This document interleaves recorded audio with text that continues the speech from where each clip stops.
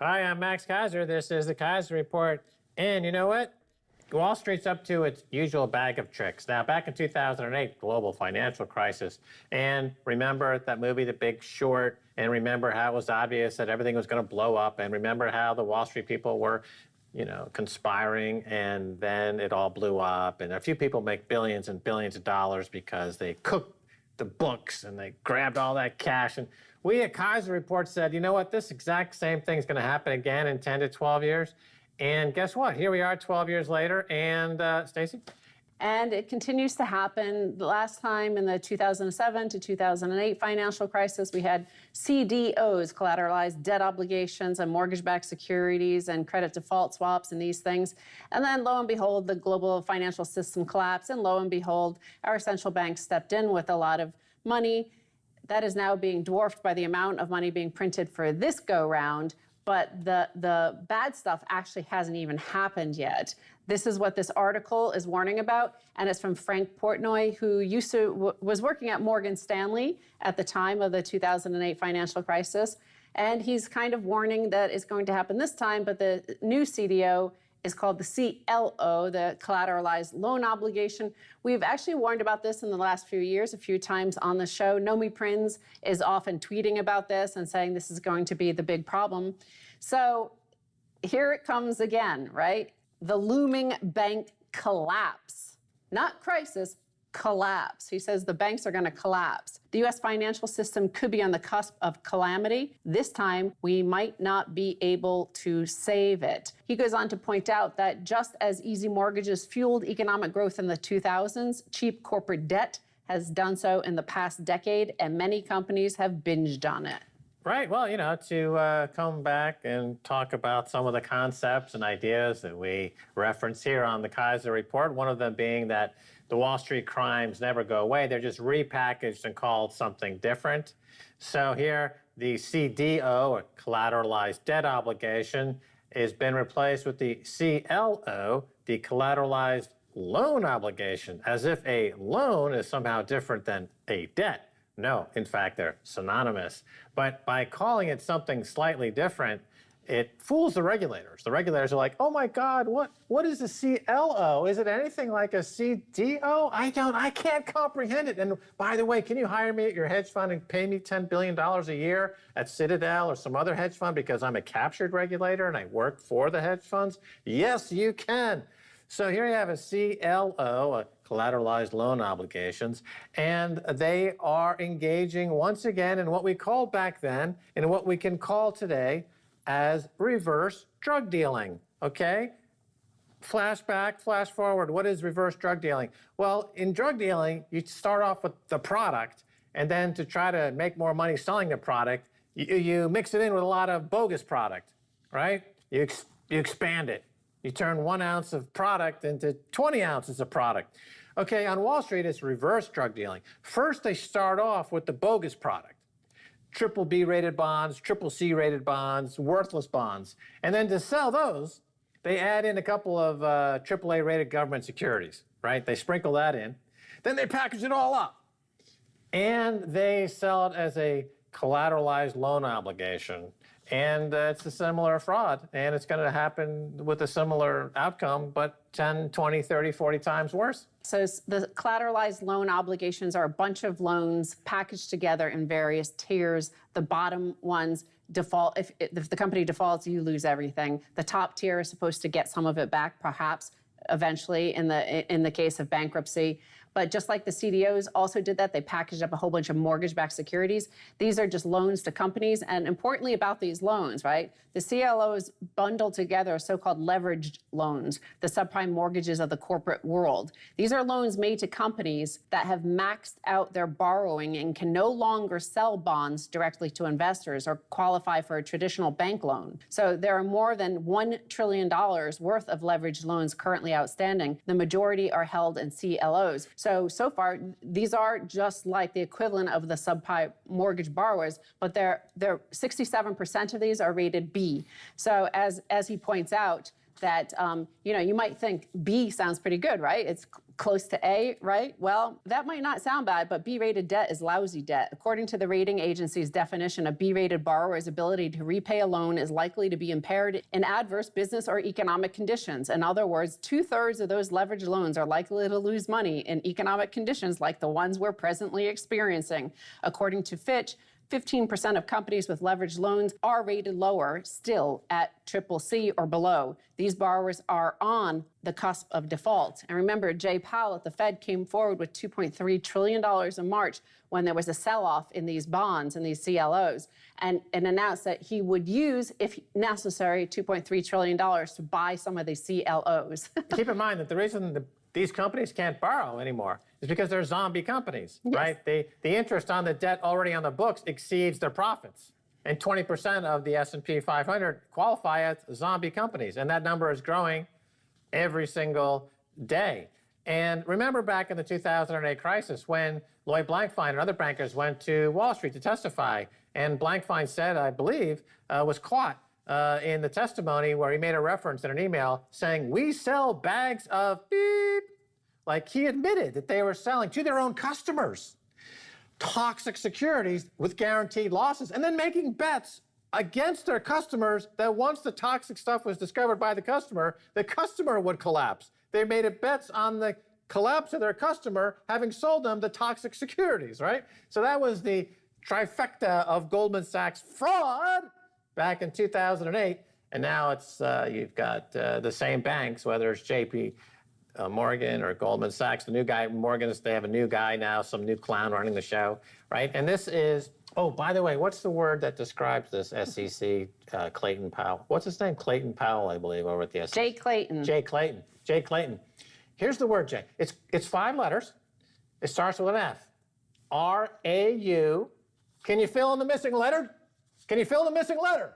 Oh, that's right, you're captured and they pay you to overlook these things for your job when you leave. Oh, right, that's really great. Thanks for ruining our economy. Well, okay, Vanna White.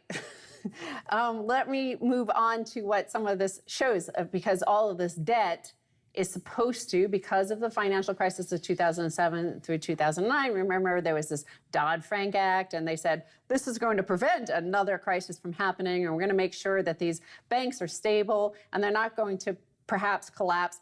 Well, the same banks are involved in this story. Wells Fargo, Citigroup, they all have these huge, massive amounts of these CLOs on their book. But this time, back in the last time, remember they created special purpose vehicles to hide this. This time, they just changed the word, the name, and they think somehow it's legal, right? Because as you always pointed out, banks operate, they just commit the crime and figure they'll deal with it later if Congress could ever come after them. Well, this time they're called variable interest entities. And I guess they're mostly in the Caribbean as well, and they're used to hold off book all these positions that could blow up and destabilize the financial system. And one of the concerns right now is these CLOs, they're like, oh, we own the top tranche only, so we're going to be fine, just like they said back in 2008 that they own these top tranches of the CDOs. Now they say that we own the top tranches of these CLOs, but there's a thing called default correlation, a measure of the likelihood of loans defaulting at the same time. Of course, if the bottom ones start to default, and they are, because a lot of these CLOs are, it was used by junk companies buying back their own debt. So they haven't invested in the company, meaning there's no future enterprise value. Then there's the frackers that they never made money for the past 10 years, but they kept piling on, and then people got sick of lending to them, so they had to go to the CLO market. And now we have a situation where he's saying, here's a banker, former banker, and he's all worried that he said there will be a bank that's going to collapse because we're only at the beginning of this pandemic, of the economic crisis that's happening. And he said, so what happens if a bank collapses? And then sometime in the next year, he says, we will all stare into the financial abyss. At that point, we will be well beyond the scope of the previous recession, and we will have either exhausted the remedies that spared the system last time or found that they won't work this time around. What then? What then, Max, or Vanna White? Well, remember during the subprime crisis, the theory was that you would never have a housing collapse from coast to coast. That was the theory. It never happened ever in the past, and it could never happen theoretically. And the standard deviations away from the norm are so great that we're going to take the risk of doing these subprime lending across the coast to coast anyway and put it all in these packages and sell them to pension funds where all the toxic risk goes to die, as we know. And of course, you had a coast to coast collapse, and you had the subprime crisis, and you had a bailout, thanks to Barack Obama. Good job, Barack, of the creditors and not the debtors. And they engaged in moral hazard by stoking the fires, giving a bigger credit line to make a bigger fraud. And now they call it something new. What do they call it?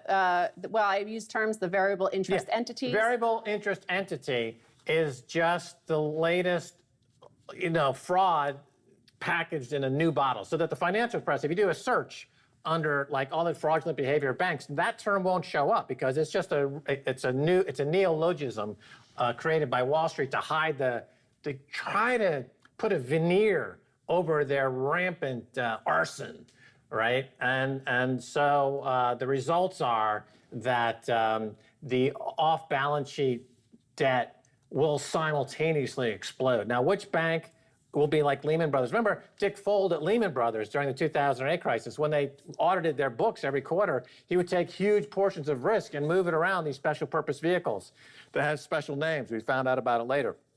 This is the latest version of that. This is the Dick Fuld Lehman Brothers crime repeated. Oh, SEC, are you asleep again? It's the exact same Dick Fuld crime. Oh, where's my checkbook? Can I write you a check and you could come and entertain my birthday party? I mean, you're so corrupt. You're going down, buddy. Well, the thing is beyond. We've already covered this over the last few episodes. The system is corrupt. The system is racist. The system is sexist. The system is corrupt, and it favors, it is, like Bastiat said, it is when a group of men come together and become corrupt, they create a system that justifies it. So we can talk about this all we want, about like how corrupt Jay Powell is, and he is, like because the system is corrupt. The fact that he is the chairman of the Federal Reserve means that he is corrupt. That is the nature of the situation. So as this guy here in the Atlantic asked, Frank Portnoy asked, what then? What's going to happen when they can't rescue the system? And we already have told you for the past 10 years here on Keiser Report, got gold, got Bitcoin. These are the you could try to fight this all you want, but the fact is, as we just showed you, it's the exact same setup, the exact same thing that took down the global financial system in 2008. They just renamed it, as if renaming it changes it. Yeah, well, that's exactly correct. Exactly as we said would happen, except it's going to be 10 times worse. Gold is figuring this out. That's why it's hitting new highs all over the world. When we come back, much more coming your way. Don't go away.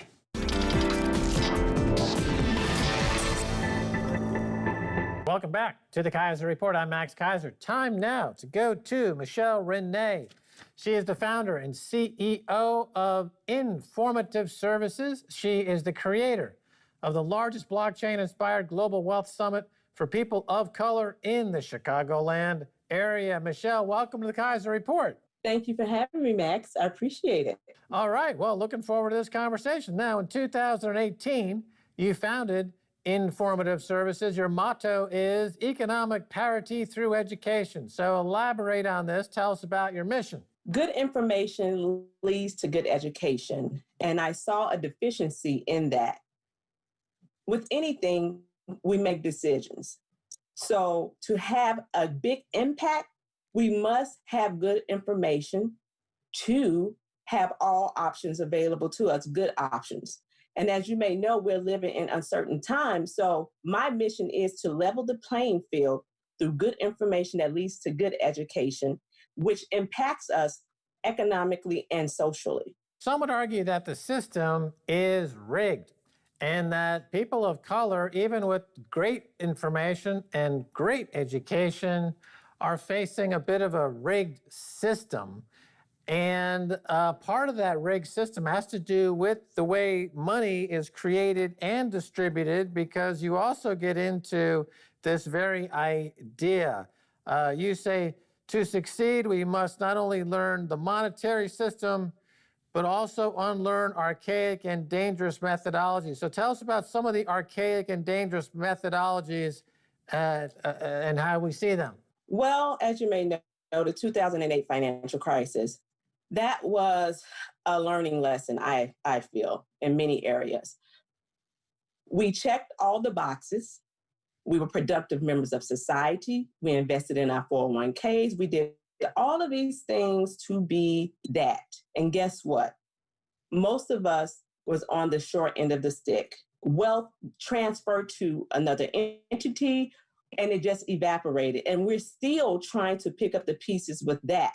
So even just on that level, just having information and doing the status quo have hurt us tremendously. So just to review, in 2008, I know, but down in New Orleans in particular, also during the hurricane disaster when there was flooding, people of color in that area who were really victimized by banks who fraudulently made loans to them or refinancing on their homes to them.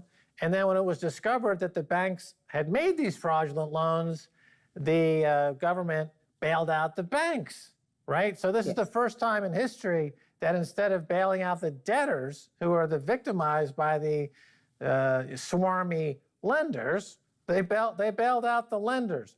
So once again, as you point out, there was a huge wealth transfer. Black community, huge wealth was moved out of that community. Another really reprehensible chapter in the bankers in this country who are seem to there's no law they don't want to break, but what's the reaction that you get? I mean, is education and information, is that going to be the equalizer? Yes, I definitely believe it will be the equalizer. Why? A lot of good information is centralized and it doesn't trickle down. And if it does trickle down, we, the people, normally don't reap the benefit as if those who were in the know. So good information is key. And like I said before, in 2008, those who knew got out, or those who knew how to transfer their wealth so they can have more wealth. And with anything, we have many problems going on, many situations that have came to the light. But the thing is, in order to cut or have the impact that I believe that we need, yes, we do need to make people uncomfortable, but yes, you have to attack the money supply. And that's when you really see people come into a oneness or basically say, okay, well, maybe there is an issue. Maybe we do need to change some things. So a lot of things collectively need to be handled and need to occur. But learning a monetary system, getting that good information that's centralized that we need in order to make good decisions. We need to have good options, not just any option thrown at us. You tweeted the hashtag Black Dollars Matter. So elaborate on this a little bit. Well, we are one of the number one consumers. So therefore, if things need to change and we need to nudge some things, of course, money, dollars are power, period, point blank. And even in a lot of my readings and things of that nature, even the history of the Federal Reserve and all of those things, and even down to some of our historic presidents, they believed and felt that a lot of the power remains with those who manage the money supply. So that's the ultimate goal. That should be the ultimate goal. Well, one of the ultimate goals. So I'm just thinking, part of the history of this, there was a Black Wall Street in Tulsa, Oklahoma. This was pretty much dismantled. Wilmington in North Carolina had a huge, really black commerce area, which led to a coup, the only coup in American history. Now the whole possibility of black commerce was destroyed, right? So, yes. This is a tough go. Now, I don't know if you've read Isaiah Jackson's book, Bitcoin and Black America, or you've heard about this book, but it is offering something new on the horizon Michelle, what are your thoughts here? Oh, yes, definitely. It's offering something new. That's why I had Isaiah Jackson speak at my Global Wealth Summit. So I definitely had him there because with anything, Max, let's be honest. When a person has a conversation with another individual, normally we're looking for commonality. We're looking for something that we can be familiar with. And even with people of color such as myself, sometimes we need information that's coming from us and by us.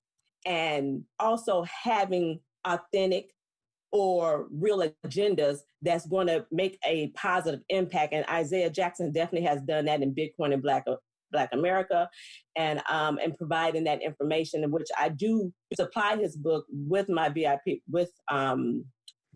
members, so they can have something tangible that they can read, that they can identify with. So definitely, yes. Well, I mean, it's a remarkable chapter here in the history of money, history of American politics, history of American monetary policy, and the history of American race relations. Now, I've been watching civil rights movement for, just about 60 years of my life, and it's disheartening to lots of people, myself included, that there is always that point when the justice is not served and equality never arrives.